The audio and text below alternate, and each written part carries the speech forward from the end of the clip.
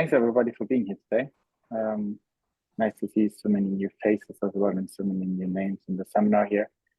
I think we would like to start. I don't know if many other hosts are still coming, but today on the seminar, I guess I don't have the introduction slides up, but as everybody knows, we have a Q&A tool that you can ask questions to the speaker that we will moderate afterwards for you and ask all the questions you have.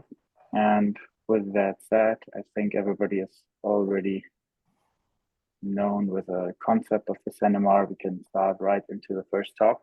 I would say we start with Kris, with you today. Kris Neyens, welcome.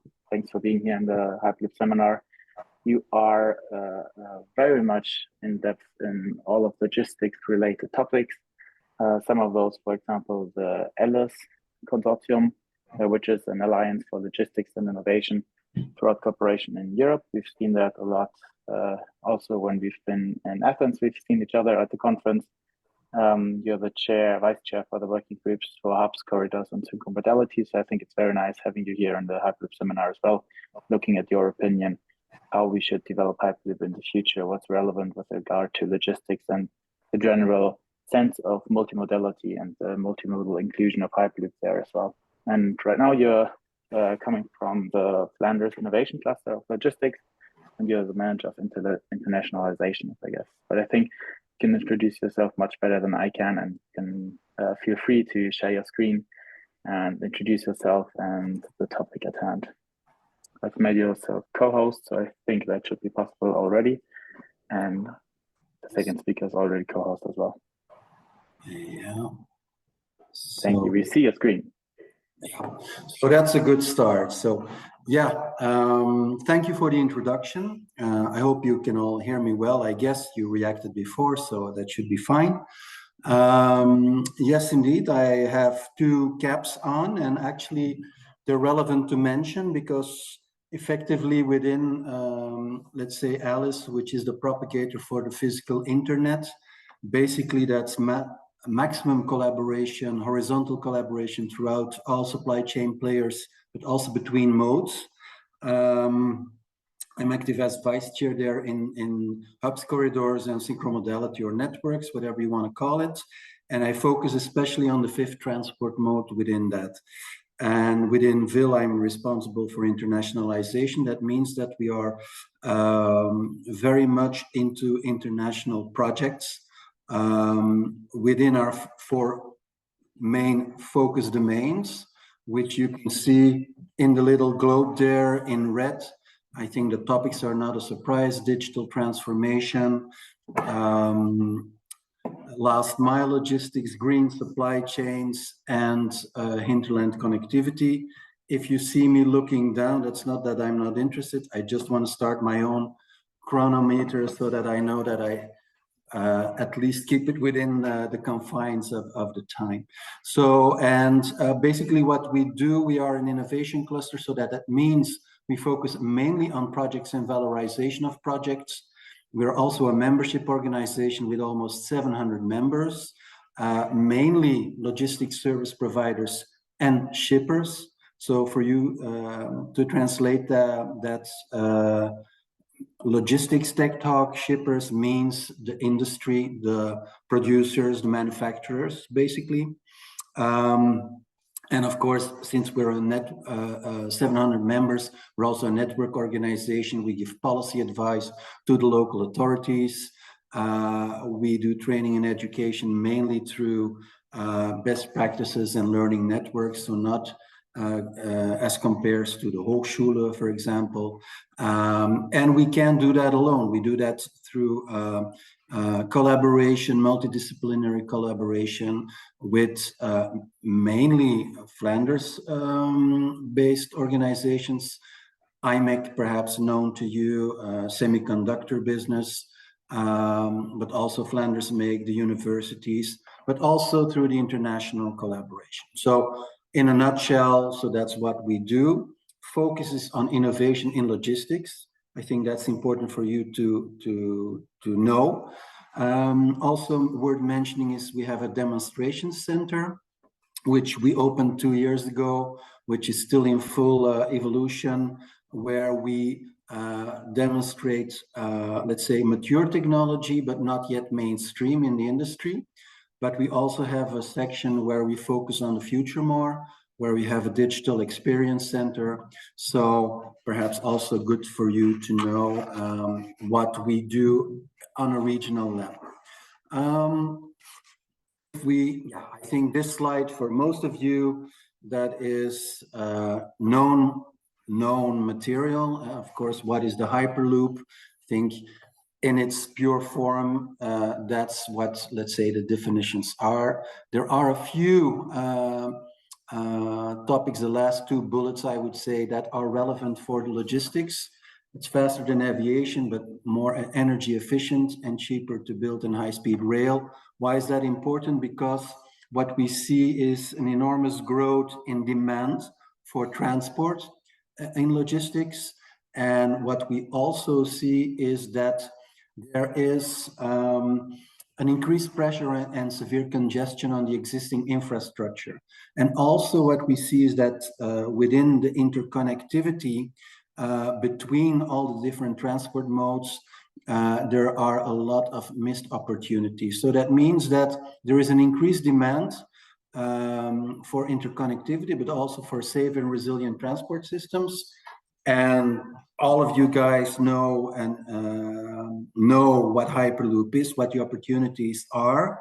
So of course, when there is a new transport mode developing that could help resolve a number of issues and problems we have in the networks, of course, that raises interest. So if you wonder why an innovation cluster for logistics is interested in Hyperloop, why we have been interested for over 5 years in this now, is effectively that really looking to how can Hyperloop technology contribute in the short to midterm to logistics, supply chain related challenges. Whether it be pure physical internet or even, and that's what I will focus on most, is on the added value of the spillover applications, which we really think give a lot of opportunities for future. So I think that is the main takeaways from the introduction. I can talk in length about it, but I think it's really important to understand that we see opportunities for those different domains that are really challenging, especially also in the growing demands, but also like changing society in general. You know, the on-demand economy puts a lot of pressure on last mile logistics. So also there we see opportunities, and especially since we are talking today for Hochschule Emden Leer, what you are developing with the project in Wolfsburg, for example, could also be, I will go into that later, could also be something really exciting for that. So if we look at from a logistics perspective, how we see that, we see three main tracks. One, of course, is the full vision of the Hyperloop network. If one day effectively we see the full developed network of Hyperloop, the full size, 3 meters 40, 3 meters 60, 3 meters 75, whatever the standard will be. Of course, cargo, there will be a lot of capacity in the network, and cargo will be one of the users of that capacity in the network.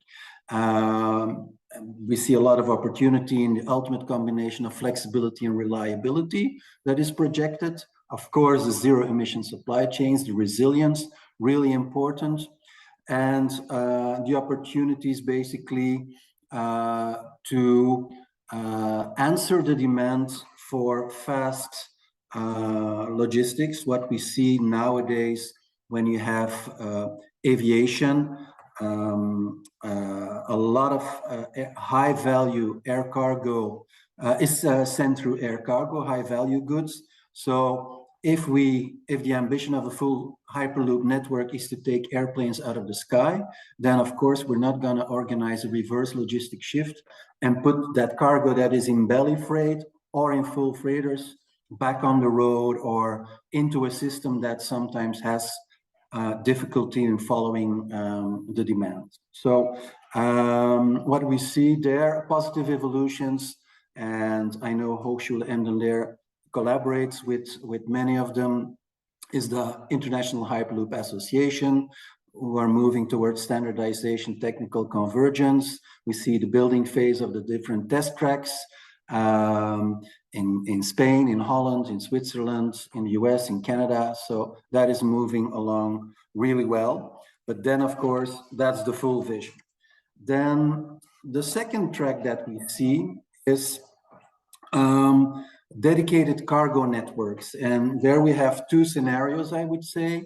The first one, and also something that has been talked about a lot, were dedicated cargo routes in real Hyperloop solutions.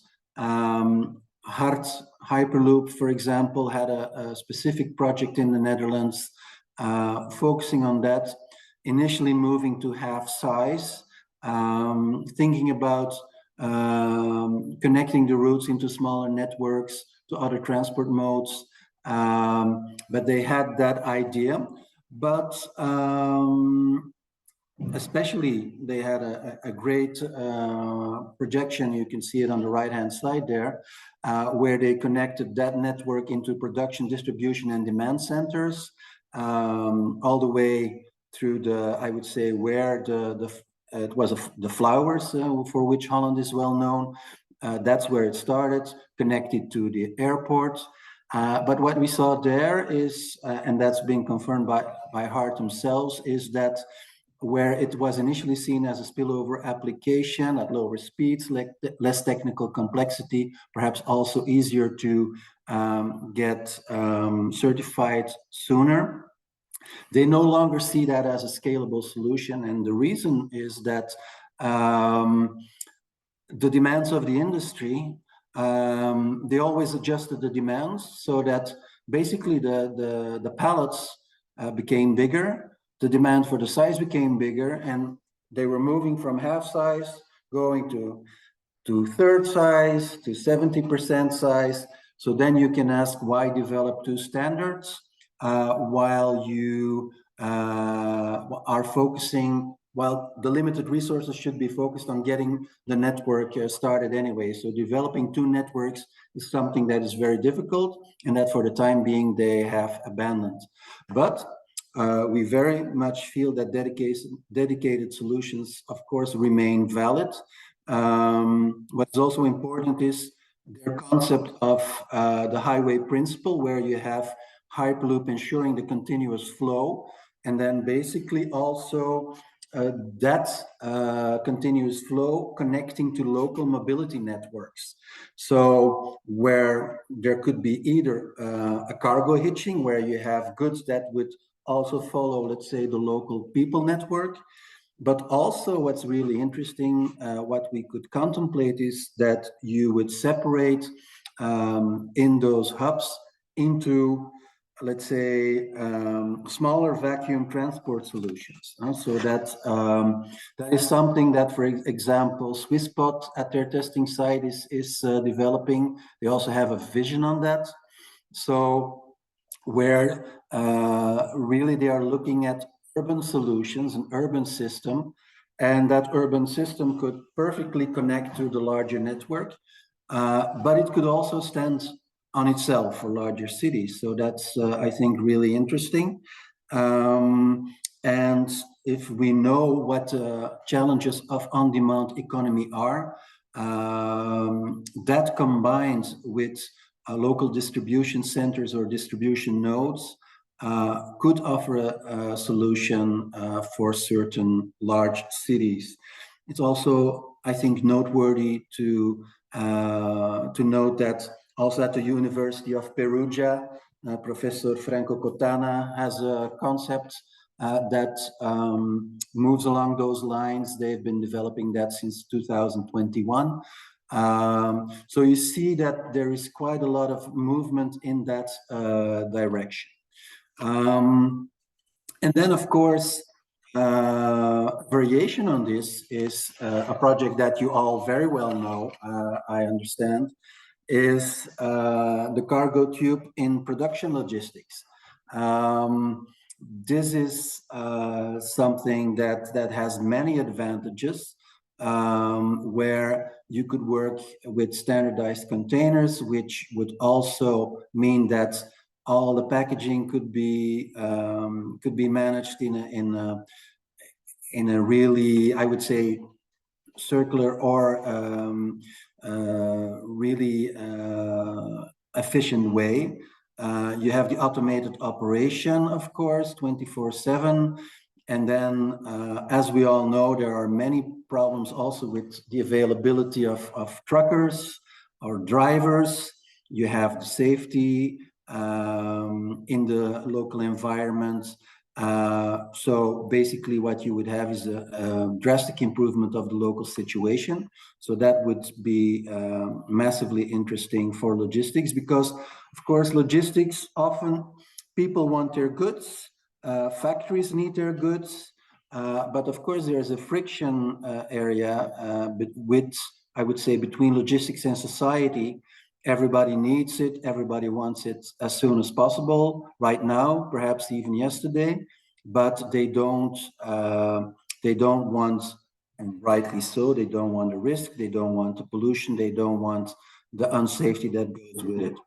So I think I don't have to go too deep into that. You probably all well know this, but what from our side is really interesting is that such projects, and you can see it connects to the Epicenter project, is a Horizon 2020, Horizon 2020 still, I think, Epicenter, or is it already Horizon Europe? No, it's 2020, it says down there. A project that we can see that there are clear business cases to be made here.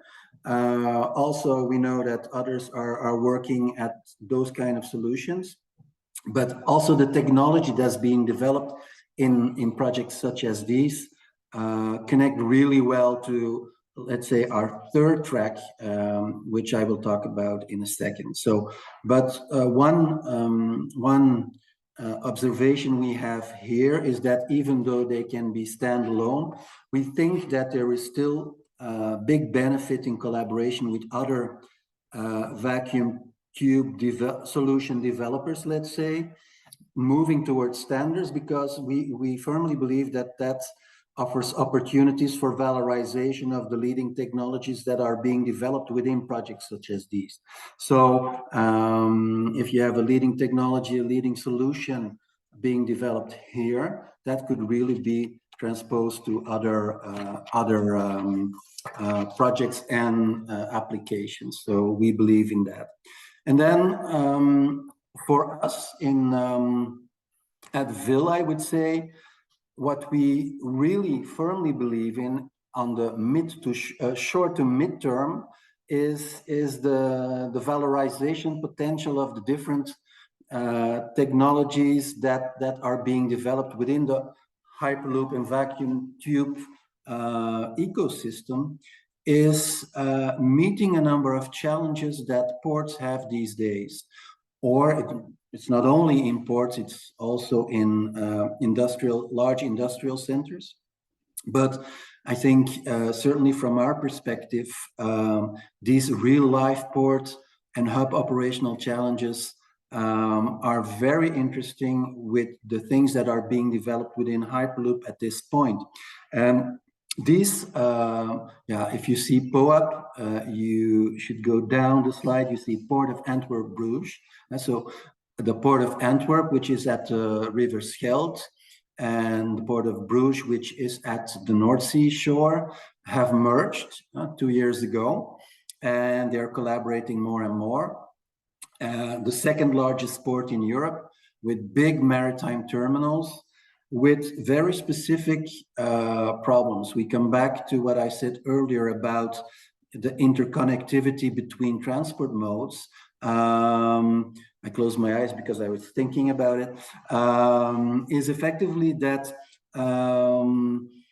there is a need to improve, I would say, the throughput through these ports from the maritime side to the hinterland side. And that hinterland side, the objective really is to put as much as possible on anything that is not road going. So that can be inland waterways, barges, or even short sea shipping, or on rail, all to decongest or to put as little pressure as possible on the roads. So we talked with Port of Antwerp Bruges, and they had 3 specific cases. One was connecting the maritime terminal to the barge quay, which is just to these terminals are huge. I mean, huge in perspective, of course, but there's a distance between one side at the maritime side where the deep sea going vessels arrive and where the barges that go on the rivers or the canals and also connect from Antwerp to the Ruhr area, for example, where they depart. That's the other side of the terminal, a distance of 1 kilometer, for example. The problem is that now if they move those containers from one side of the terminal to the other side of the terminal, they often put them on trailers. So, and as soon as a container is on a trailer, then often it is lost because the cost is too high. Either they put it on a railway wagon, then the problem is the availability of the equipment. Either there is no locomotive, there is no machinist. So there's a lot of operational problems. So what they are looking for really is to autonomous solutions, reliable solutions that could operate 24/7. So you already hear a lot of similarities here. They have another case which is connecting 2 terminals, which is similar. And then another case they have is really connecting 2 ports between Antwerp and Bruges, which is a longer distance, also a bigger challenge. But yeah, they're looking for ecological and low or no noise solutions. And this could unlock many multimodal solutions and improve the efficiency and also decrease the footprint of these ports. So that's what behind it. So the next examples that I'm going to give you are technologies that are being developed right now and being demonstrated successfully right now that could offer those kind of solutions and that could offer for the players developing Hyperloop technology to valorize that technology and that knowledge in the short and midterm and to make money out of their knowledge and expertise because there is a need. So that is, I think, interesting. One of those is Nevomo, who basically has they're a bit of an odd duck, I would say, in the Hyperloop ecosystem, in a sense that they are moving gradually. So they're not going into the tube directly, but they're really looking at the maglev technology and see what they can do on existing infrastructure. So that's really interesting, with also existing hardware to modify that in a way that is overseeable and relatively easy to make happen in a relatively short term. So what they have developed are basically self-driving railway wagons. And so they just adjust the railway existing infrastructure, and there's many imports and also in hubs, but also inland, I would say in main continent Europe, a lot of railway that is not being used or is underutilized. So there are a lot of opportunities there to find use cases to make that happen. And so these solutions could really offer, and also in ports, there's a lot of railway just lying there that has been abandoned because everything's been going on trucks over the last few decades, but the railways are still there. So there are opportunities there to increase the efficiency also within the port to make that connection between maritime and either railway or interland waterway transport. So I just included the links. You can go and look at those links yourself. So they conducted a successful testing in the summer with a full load, where you can see in the middle on the left-hand side their test track, where they successfully tested these applications. So there is interest from terminals, from ports, from large stevedoring companies that are interested in that. So that's really interesting. Another one is Zeleros, probably also for many of you a well-known company, and they are working on the deployment capabilities of the linear motor system and moving heavy weights at lower speeds and not in a tube with their switched reluctant linear motor. So also the same objective: decongest ports, do it in a zero direct emissions and low noise, autonomous 24/7, improve the operational expenditures, but also the interconnectivity to other modes in a port. They also had funding from Eurostars and through the Horizon 2020 framework program in their self-booster project. They had a test track, or have a test track, at Sagunto in the port of Valencia. And what is really interesting is that just the beginning of this month, they had their first successful test in dynamic conditions, where they proved the launching capabilities. So they launched 1 metric ton at half G-force. Perhaps that doesn't sound, half doesn't sound all that spectacular, but for those driving or having driven or having the opportunity to join an electric car that goes full blast, that's 0.6 or something. So if you can launch heavy cargo at that speed, that means that you will be able to get heavy lifts moving. So that's also there. You can watch the YouTube video. The presentation will be available to you, I'm sure. And yeah, in Transport, they see the same opportunities. They're a bit more secretive, but they're also interested in using their smart sensors for detecting microfaults in any hardware. So that also has big potential for predictive maintenance, for example, at ports, airports, terminals, which is also the same advantages on OPEX, immediate, and capital expenditure in a later phase. And then one that was only recently published, but that's more a concept, is from Hyperloop Transportation System, who developed an automated loading unloading system concept.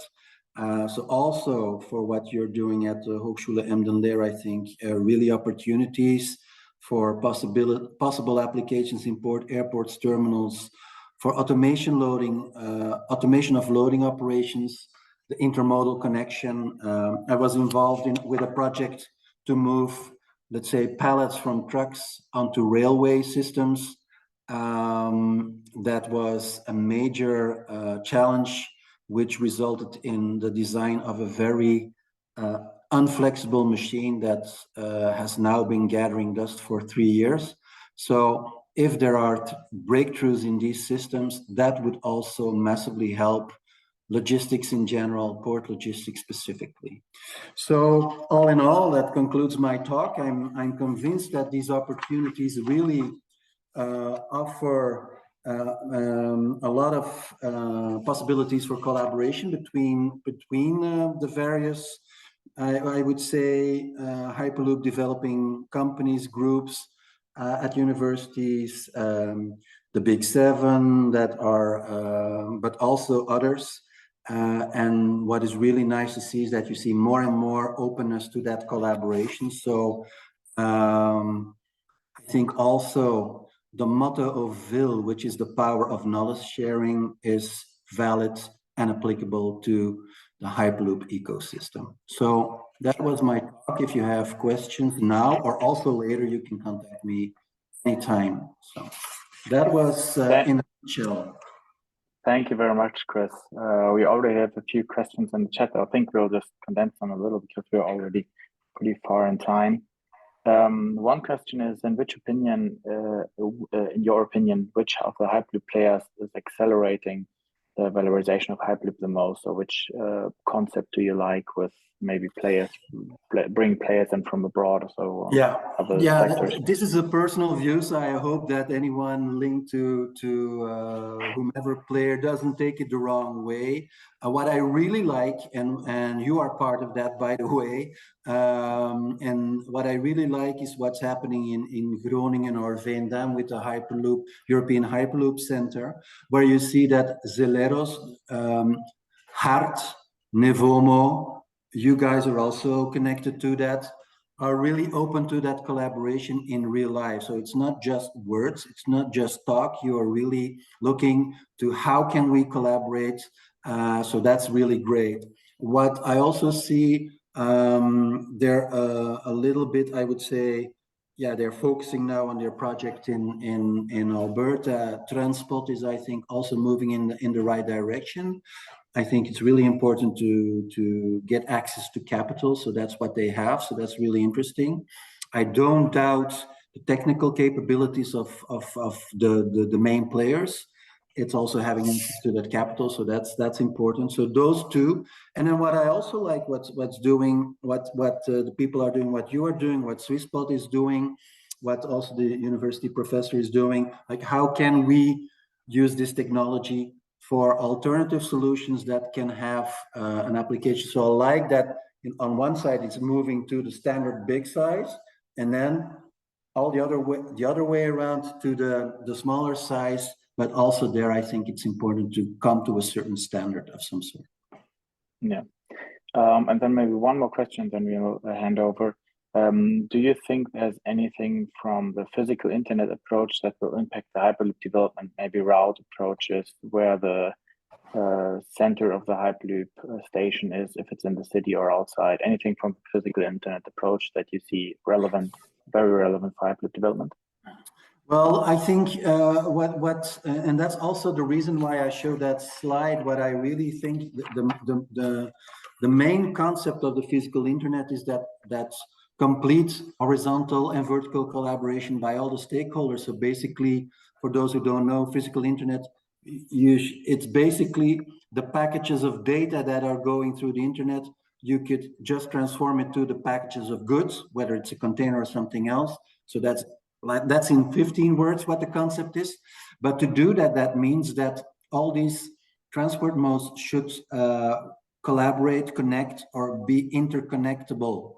So that means that slide that I showed, where you have let's say the Hyperloop highway connected to the local networks, I think that is where there's opportunity, where it fits in really well. But also the connection to rail, and also where the stations are, for instance, in the connection, I would say the continental transportation could perfectly be done by Hyperloop.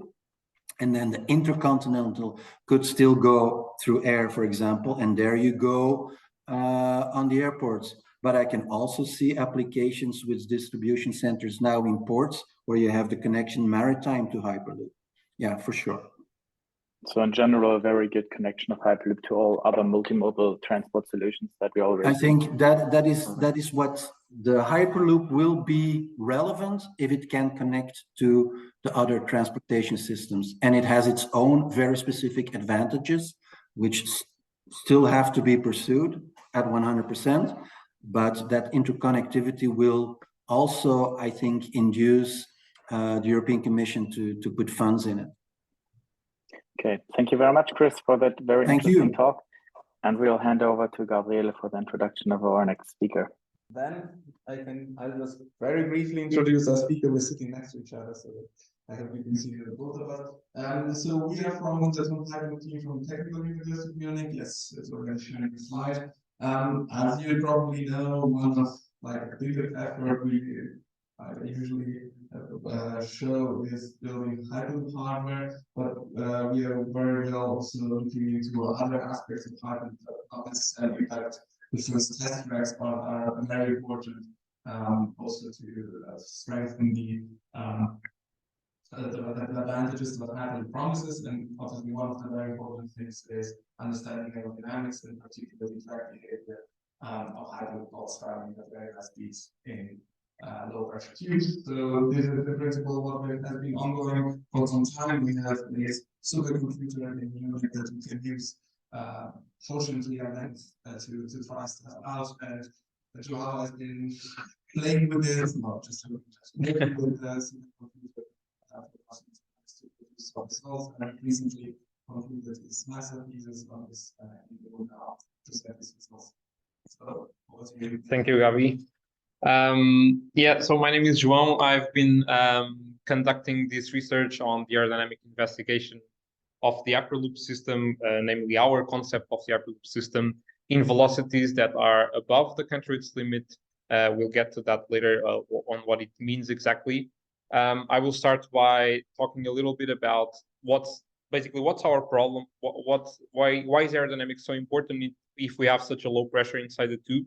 Then we'll talk a bit about the methodology, how did I organize the research that I did, and after that we'll get to the results, which is obviously the most important part of this talk. So in terms of our flow problem, it is actually quite simple.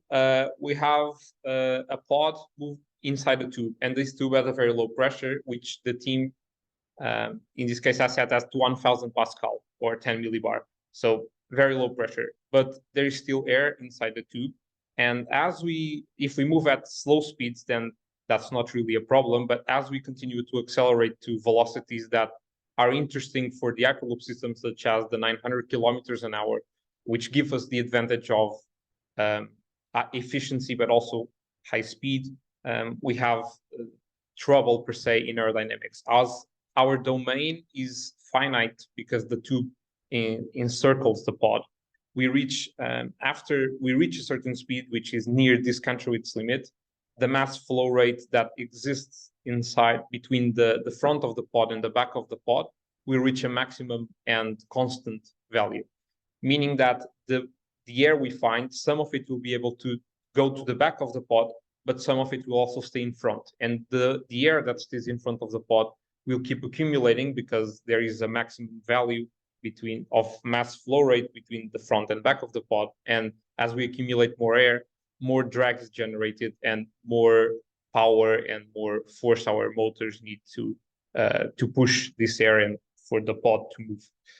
It's also important that from a technical point of view, this problem, and from the pod's point of view, from a viewer that is standing in the pod, the flow problem can be simplified to subsonic, supersonic nozzle conditions, meaning that on that green area, we observe that the flow is subsonic.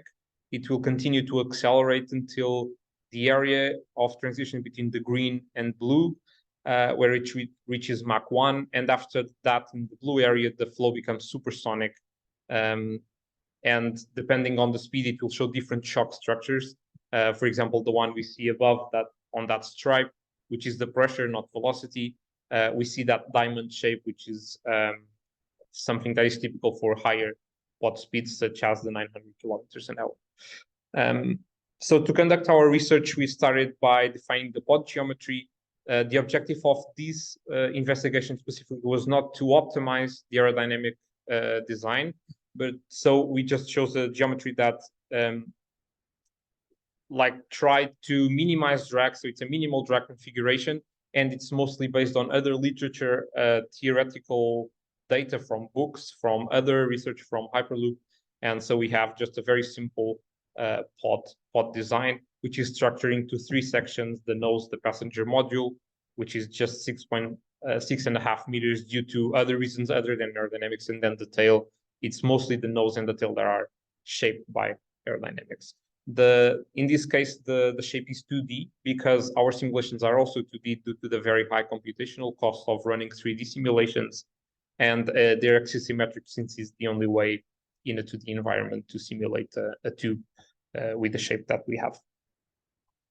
To conduct our research, so as I said, we have a very high computational cost, and this means that we cannot simulate all the cases in which the Hyperloop will operate. So we had to first define an area of operation limited by 4 main design constraints. So the Kantrowitz limit, which is here shown by the blue line, and everything that is to the right of this line is considered above the Kantrowitz limit.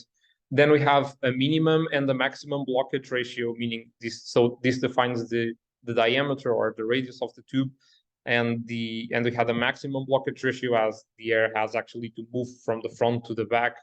There is a minimum radius that we need to have, which we've set to the blockage ratio of 0.7, which is already quite tight, I believe, like between the pod and tube, just a height of 20 centimeters. And a minimum blockage ratio because the tube cannot be as large as you want for economical reasons, because it's also difficult to have a very low pressure environment if the tube is too large. And so we set the minimum blockage ratio to 0.3. And then a maximum pod speed of 900 kilometers per hour was decided for this thesis, which is also in the range of exactly what we want to achieve.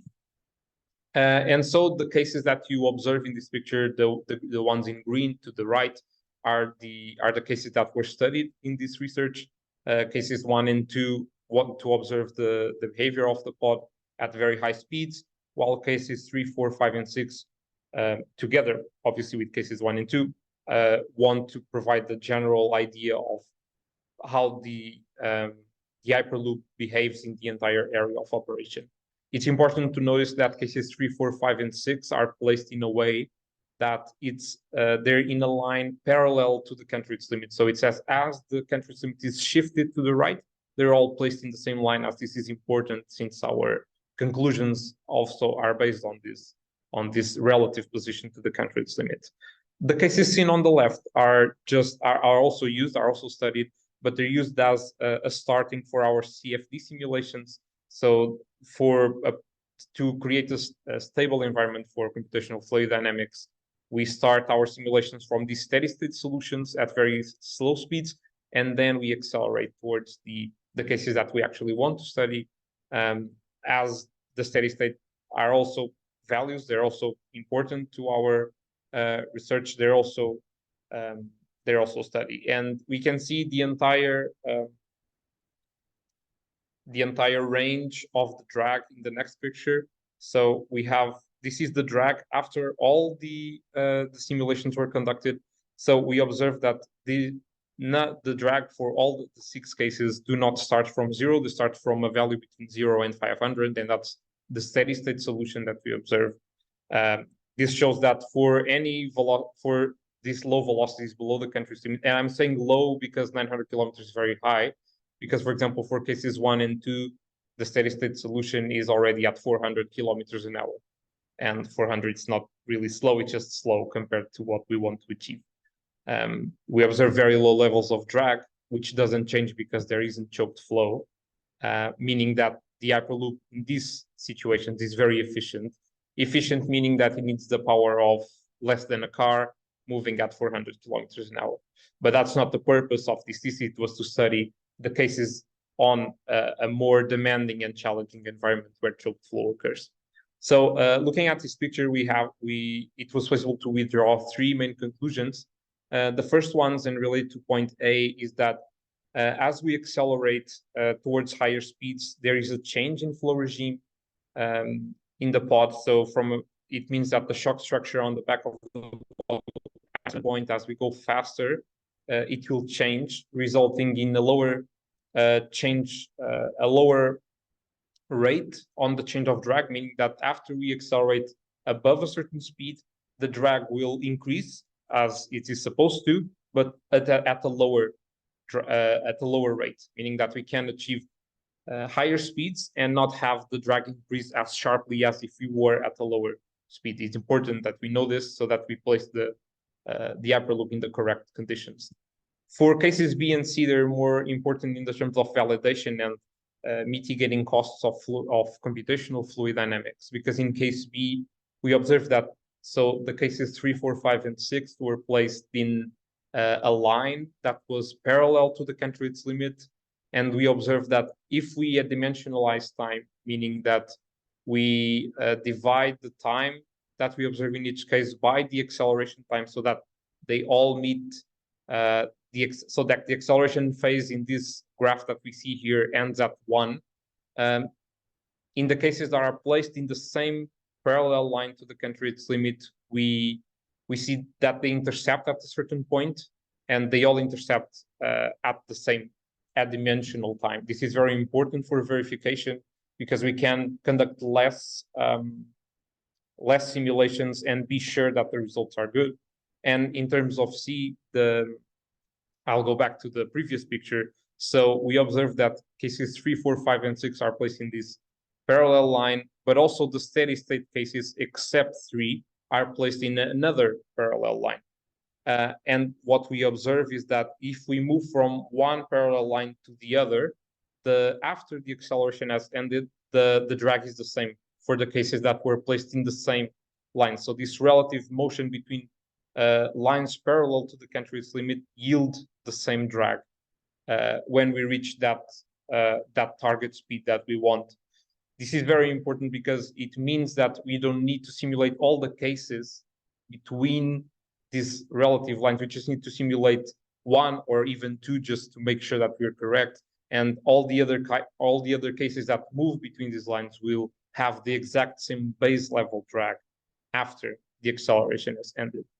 But the acceleration phase is only 15 seconds, maybe in this case as the 1g maximum acceleration. And we want to understand the drag as if we move in an entire Hyperloop trip. We want 800 kilometers, 1,000 kilometers of an Hyperloop trip. And for this, it's important to understand the drag behavior and how does the drag behave after the acceleration has ended. So after we start moving at the constant speed, the drag will show at the exact moment the acceleration ended a cubic behavior. It will follow a third order polynomial for a few seconds until so the second derivative of drag reaches 0 or stabilizes around 0, and the first derivative, meaning the rate at which drag changes, will stabilize on a positive value. And this transformation from this cubic and so as the derivatives of the cubic change, they'll change to a linear behavior. And after this cubic behavior ends, we start having a linear behavior, and it will continue to stay linear if we continue to move at constant speed. It's important to consider this cubic behavior exactly for the fact that we need to have the correct drag rate. If we observe the picture on the right, we have the cubic behavior, which is in that purple color, and then we have all the other lines, which are used assuming linear behavior for different number of seconds after the acceleration has ended. And while this might seem not a big value, this difference, if assumed just linear from the start, it will mean a few megawatts of power of difference just after maybe 30 seconds. And megawatts of power is a lot of power, and that's why it's important to understand that it behaves cubic and then translate to linear. And assuming this behavior, we've calculated the drag and the power for an example of an Hyperloop trip which was decided to be 800 kilometers.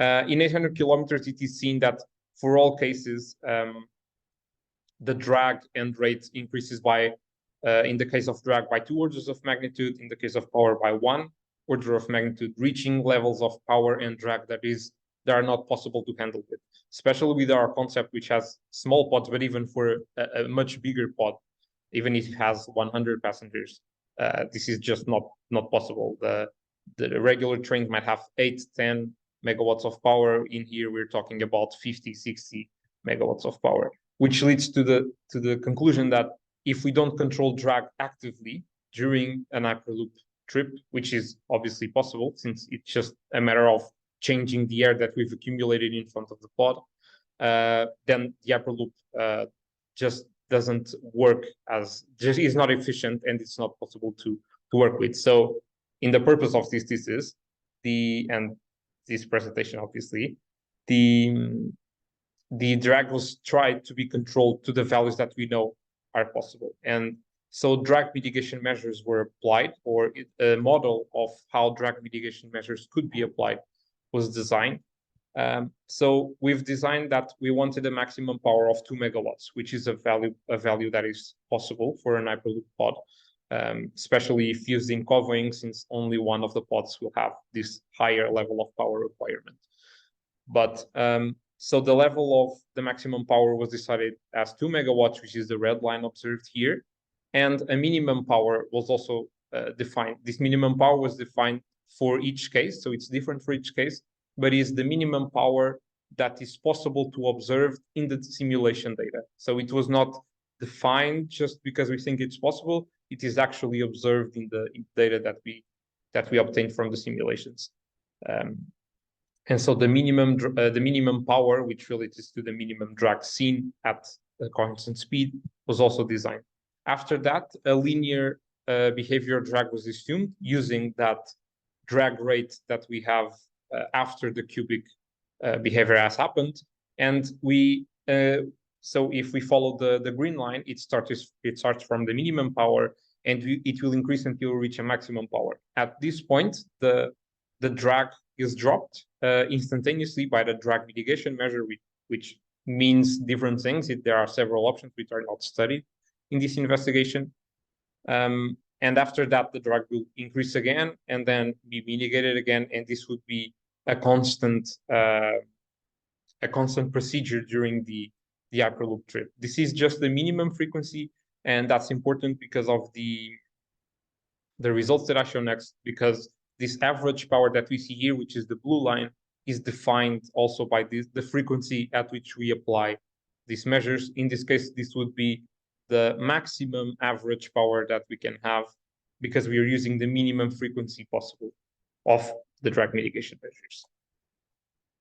So these are the results of applying this method, this mitigation of drag from time to time or from certain kilometers to certain kilometers. And we observe in the first table that for this minimum frequency, all cases except number 2 require something around 4 to 3 mitigation measures every 100 kilometers. So every 30, 40, 20 kilometers, there is a need for a drag mitigation measure to keep the power under 2 megawatts. And because we have access to the flow rates, as the simulations yield a lot of data, we are also able to calculate. So we apply mitigation measure, but what does that mean? And in this case, it means that, for example, in case 1, we need to take out 475 kilograms of air from the front of the pod so that the power will drop to the level of minimum that we want to. And this was simulated by knowing how much air we accumulate and how much air goes through the throat, which was the value of maximum flow rate between the front and the back of the pod. And then we know how much air stays in front, because those are the 2 only possibilities. And by applying this minimum frequency, we calculate the average power, which is maximum, using the maximum power of 2 megawatts.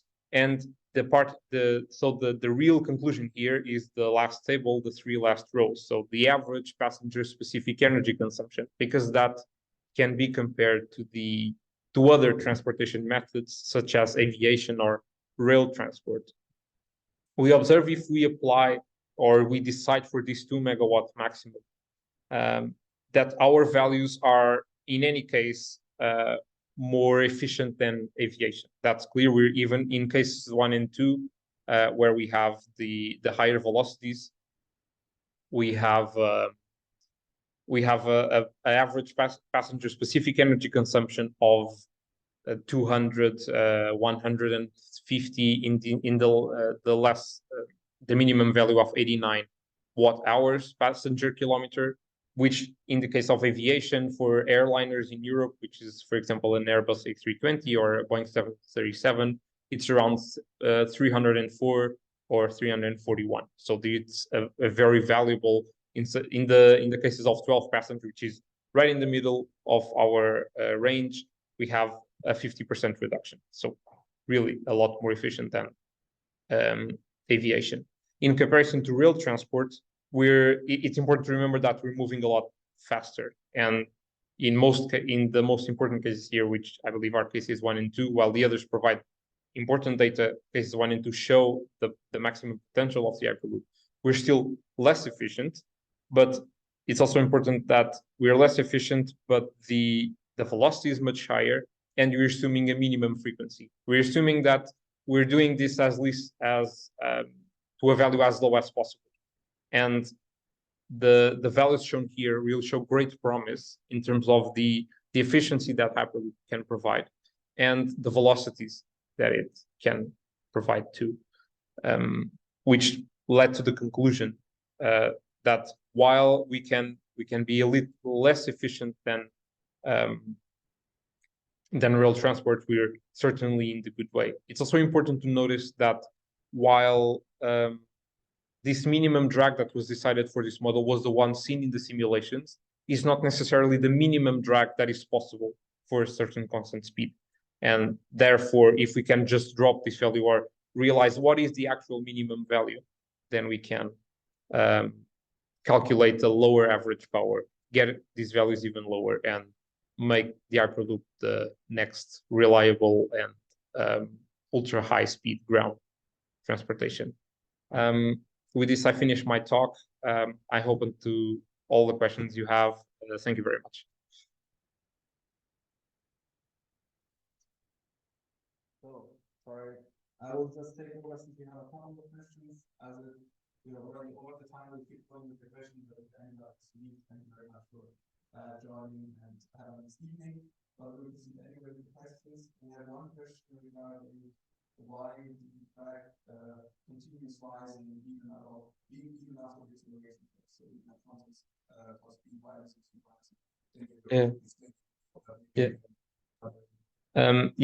So the reason is because as the pod moves through the tube, it will find an amount of air that is higher than the amount of air that can go from the front to the back of the pod. So, for example, if we find 2 kilograms of air per second, maybe 1.5 kilograms can go to the back of the pod, but there are half a kilogram or 0.5 that will stay in front, and that's per second. So every second that we move or every kilometer that we move, we accumulate more air. And this air continues to accumulate because the air cannot move anywhere else because our domain is finite.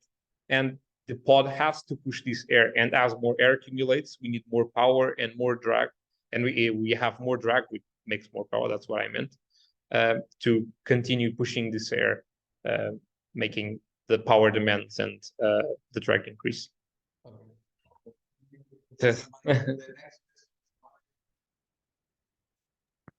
The 2 megawatt maximum power was not chosen randomly, but it was chosen because of so it was only chosen after we have the simulation data, so that we would choose a value that is not impossible, but it's also not so it's not too low, so all the results will show just that we need to apply drag mitigation measures constantly, but they are in the range of our drag after we move for a certain number of kilometers. It was obviously any other maximum power can be chosen after you have chosen a certain motor or or you have a certain power capability, but this seemed like maybe a decent value that we can work with. Maybe you could work with the lower value after we know what the minimum drag actually is, or a minimum drag lower than the one shown in the simulations. But a 2 megawatt value was chosen for this reason.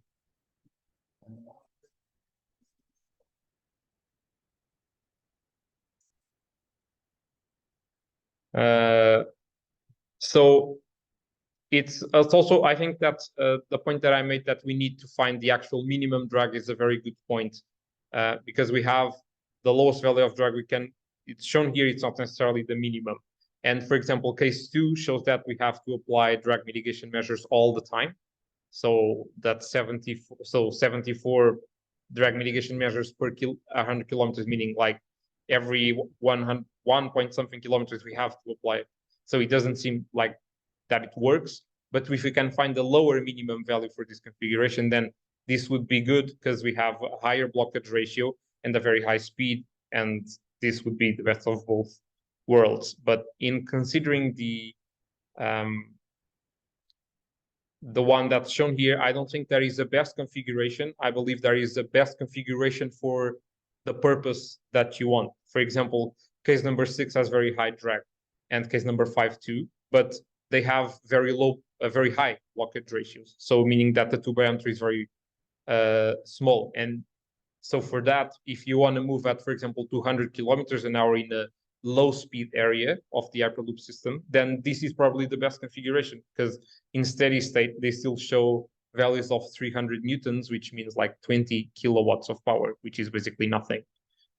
So this would be, for low speed, the best configuration. If you want to go to higher speeds, then maybe case number 3 or case number 1 might be the best ones, because they don't allow so much drag buildup, and the drag buildup happens at a slower rate. So maybe the blockage ratio of 0.4 or 0.3 would be more sensible. One last question is, why did you not take the shape of and build Okay, because it's an important thing that our demonstrator does not allow to study aerodynamics. So the pod was designed that it would depict an Hyperloop pod. It is our concept of an Hyperloop pod, but it was not designed for aerodynamics. And so we had, as the process of understanding the aerodynamics of the Hyperloop, what the zillion configurations and situations possible also need to be studied. We just went for a configuration that was already known to have a minimal drag impact. And also, the one that we've shown in the demonstration would have never been possible because we used 2D simulations, and it's the 3D shape that could never be designed in that way. So it is actually close to it in terms of dimensions. It's just not exactly the same, because it's also not possible because of the 2D limitation. Okay, perfect. I think we have no more questions for the second presentation. I don't know if you want to ask questions now.